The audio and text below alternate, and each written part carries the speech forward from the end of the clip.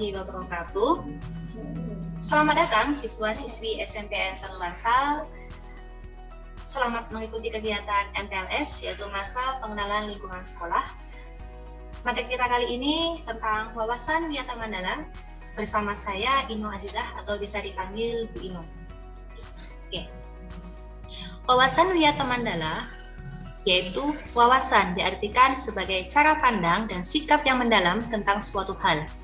Wiyata diartikan sebagai pendidikan, Mandala diartikan sebagai tempat atau lingkungan. Wawasan Wiyata Mandala yaitu sikap menghargai dan bertanggung jawab terhadap lingkungan sekolah sebagai tempat menuntut ilmu pengetahuan. Jadi, wawasan Wiyata Mandala ini di mana sekolah sebagai tempat kalian untuk belajar. Selanjutnya, unsur wawasan Wiyata Mandala. 1. Sekolah merupakan lingkungan pendidikan. 2. Kepala sekolah mempunyai wewenang dan tanggung jawab penuh atas penyelenggaraan pendidikan dalam lingkungan sekolah. 3. Antara guru dan orang tua siswa harus saling ada pengertian dan kerjasama erat untuk mengemban tugas pendidikan.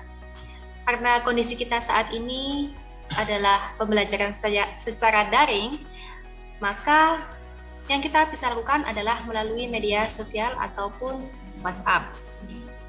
Jadi, komunikasi antara orang tua dan guru yaitu melalui grup WhatsApp dan juga komunikasi dengan siswa. Yang ketiga, warga sekolah di dalam maupun di luar sekolah harus menjunjung tinggi martabat dan citra guru. Tidak hanya warga sekolah yang ada di lingkungan sekolah juga, karena kondisi saat ini kalian berada di rumah, bagaimana caranya kalian harus bisa menjaga nama baik sekolah kalian. Yang keempat, sekolah harus bertumpu pada masyarakat sekitarnya dan mendukung antar warga. Oke, sekolah dan fungsinya. Sekolah merupakan lembaga pendidikan formal, tempat berlangsungnya proses belajar mengajar, untuk membina dan mengembangkan satu ilmu pengetahuan dan teknologi.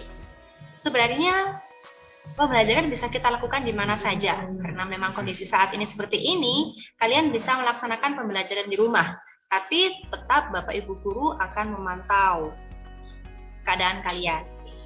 Yang kedua, kepribadian. Meskipun Bapak Ibu Guru tidak tahu apa yang kalian lakukan, setidaknya kalian bisa menunjukkan kepribadian yang baik.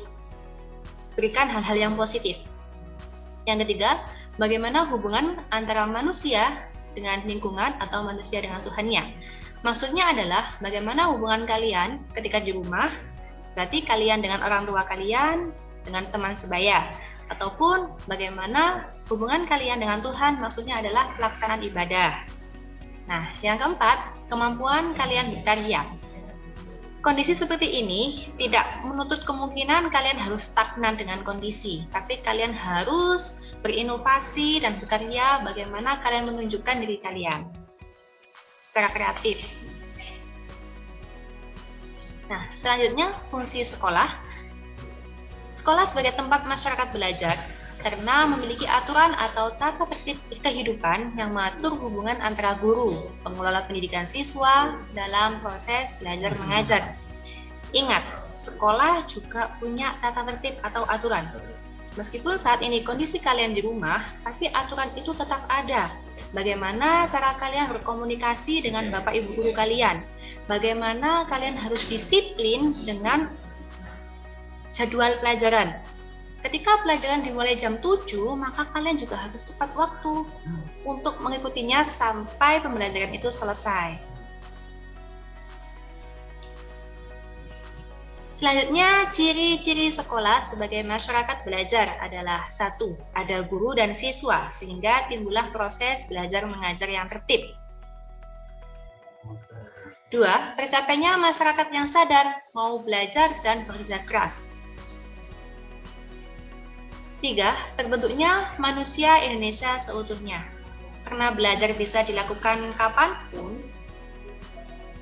jadi manfaatkan handphone kalian itu semaksimal mungkin untuk hal yang positif. Kalian buka sosmed aja itu sudah belajar bagaimana di situ pasti akan muncul ada beberapa berita. Kalian buka akun TikTok pasti akan muncul informasi apa yang terbaru. Nah, itu juga sama halnya dengan belajar. Tapi dalam konteks hal yang positif ya, jangan hal yang negatif. Prinsip sekolah. Sekolah sebagai wadah atau lembaga memberikan bekal hidup. Selanjutnya, sekolah sebagai lembaga pengembangan bakat dan minat siswa. Setiap siswa pasti mempunyai bakat dan minat. Nah, bakat dan minat yang terpendam itulah ayo kalian munculkan. Dengan cara apa? Bisa dengan mengikuti kegiatan ekstrakurikuler. Selanjutnya, sekolah sebagai wahana pendewasaan diri. Bagaimana caranya kalian bisa mandiri? Yang kelima, sekolah sebagai bagian dari masyarakat belajar. Penataan Wiyata Mandala dalam upaya ketahanan sekolah. Untuk menjadikan sekolah sesuai dengan tujuan dan fungsinya, perlu dilakukan penataan Wiyata Mandala di sekolah melalui langkah-langkah. Melaksanakan tata tertib sekolah secara konsisten dan berkelanjutan. 2. Mengadakan penyuluhan bagi orang tua dan siswa yang bermasalah. 3. Melakukan koordinasi dengan komite sekolah dan pihak keamanan setempat untuk terselenggaranya ketahanan sekolah. 4. Mengadakan penyuluhan dan pembinaan kesadaran hukum bagi siswa. 5.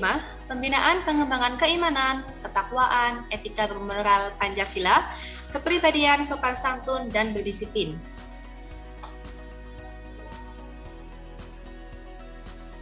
Selanjutnya, pengembangan logika para siswa, rajin belajar, semangat untuk menulis, dan gemar untuk membaca.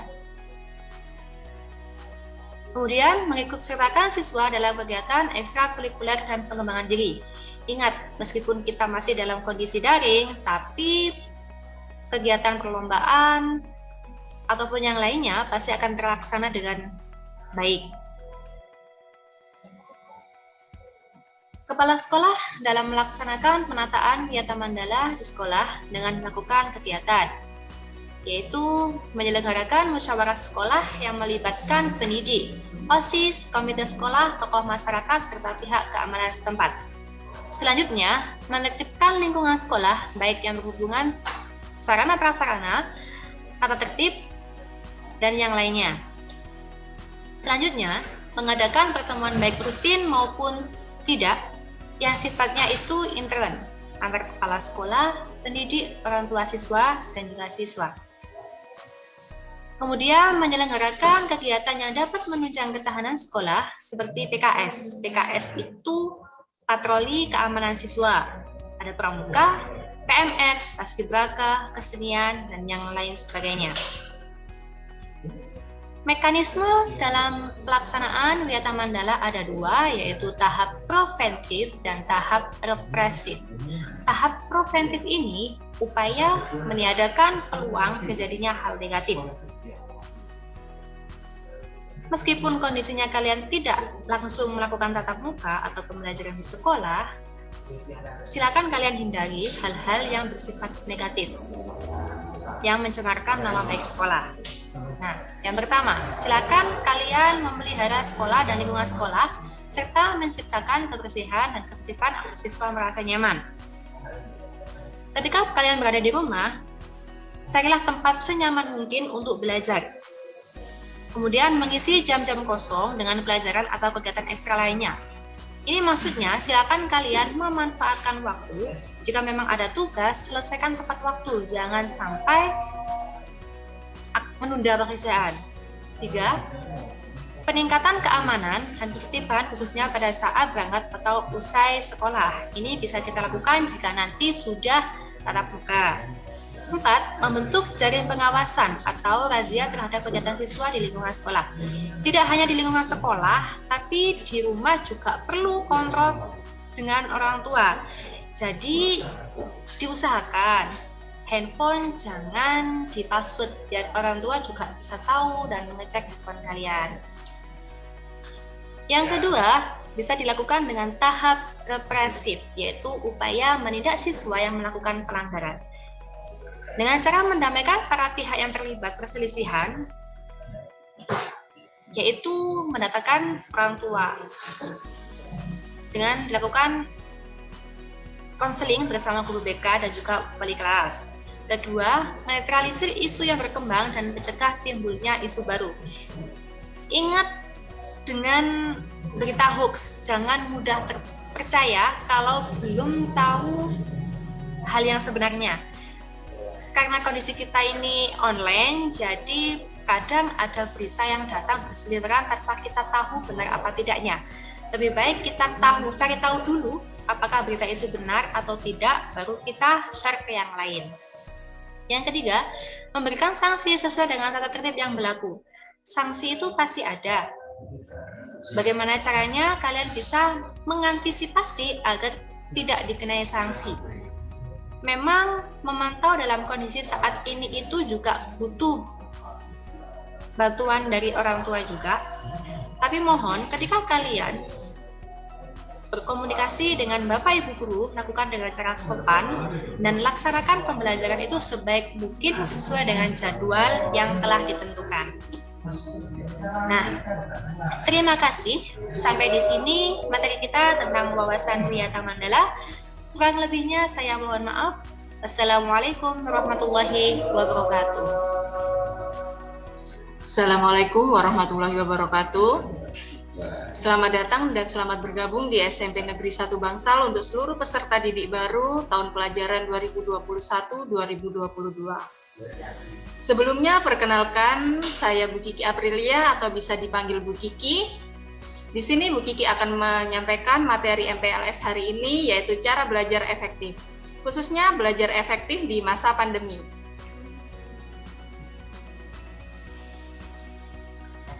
Anak-anak yang saya banggakan, pada masa pandemi ini ada beberapa jenis pembelajaran yang telah kita laksanakan. Yang pertama yaitu pembelajaran dalam jaringan atau yang sering kita sebut daring, dan pembelajaran tatap muka terbatas yang dilaksanakan di sekolah. Dalam pembelajaran daring, ada beberapa cara yang dapat kita lakukan. Yang pertama yaitu melalui kelas digital, yang kedua melalui tatap muka dengan meeting room digital, dan yang ketiga yaitu menonton video pembelajaran. Yang pertama yaitu kelas digital. Untuk kelas digital bisa dilaksanakan atau dilakukan melalui WhatsApp, Google Classroom, dan juga Edmodo. Sedangkan tatap muka dengan meeting room digital bisa kita laksanakan dengan menggunakan bantuan aplikasi Zoom dan Google Meet.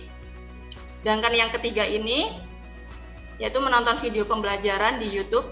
Dan untuk yang ketiga ini saya rasa sudah sangat familiar di telinga kalian dan sering kalian lakukan. Sedangkan untuk pembelajaran tatap muka terbatas bisa dilaksanakan jika sudah ada izin dari Dinas Pendidikan terkait. Dan kalaupun sudah ada izin dari Dinas Pendidikan terkait, maka pembelajaran tatap muka terbatas bisa dilaksanakan dengan syarat jumlah siswa tiap kelas hanya 15 hingga 16 siswa, dan dilaksanakan dengan tetap mematuhi protokol kesehatan. Dan anak-anak, bagaimana cara belajar efektif di masa pandemi? Ada beberapa cara yang bisa kalian lakukan agar pembelajaran kalian di rumah tetap efektif. Yang pertama yaitu gunakan kuota internet dengan bijak. Artinya, kuota yang kalian punya harus benar-benar digunakan untuk proses pembelajaran, jangan digunakan untuk hal lain yang bisa menghabiskan kuota internet, misalkan bermain game. Yang selanjutnya yaitu atur waktu belajar. Yang pertama yang bisa kalian lakukan yaitu membuat daftar tugas yang harus dikerjakan, dan yang kedua yaitu yang paling penting, jangan menunda tugas. Karena sekali kalian menunda tugas dari Bapak Ibu Guru, maka kalian akan kesulitan untuk mengerjakan tugas-tugas tersebut. Karena semakin lama tugas tersebut akan bertambah banyak. Yang ketiga yaitu metode belajar dengan mempersingkat atau memodifikasi menyerupai nama sesuatu. Misalnya pada pembelajaran bahasa Indonesia kalian pernah mendengar kata-kata adik Simba, yaitu apa, di mana, kapan, siapa, mengapa, dan bagaimana. Ini adalah 5W1H yang kita akronimkan menjadi adik Simba agar mudah diingat. Yang keempat yaitu belajar dengan teman secara virtual. Misalnya kalian ketika mengerjakan tugas ada kesulitan, bisa diskusi dengan teman secara virtual melalui video call WhatsApp. Jadi dengan adanya pandemi ini tidak menghalangi kalian untuk tetap berkomunikasi dengan teman. Dan yang terakhir yaitu belajar memanfaatkan fasilitas yang tersedia. Jadi selama pandemi ini manfaatkan semua fasilitas yang ada di rumah dengan maksimal. Misalnya di rumah sudah tersedia jaringan WiFi, itu gunakan dengan maksimal. Jadi tidak ada alasan kalian menunda pekerjaan atau tugas yang sudah diberikan Bapak Ibu guru. Dan anak-anak jangan sampai dengan adanya pandemi ini menghambat kalian untuk tetap belajar. Bu Kiki harap setelah kalian bergabung di SMP Negeri 1 Bangsal ini, kalian bisa meningkatkan prestasi kalian dan jangan berhenti mengejar yang kalian impikan, mesti apa yang kamu dambakan belum ada di depan mata. Sampai jumpa di lain waktu. Terima kasih. Wassalamualaikum warahmatullahi wabarakatuh.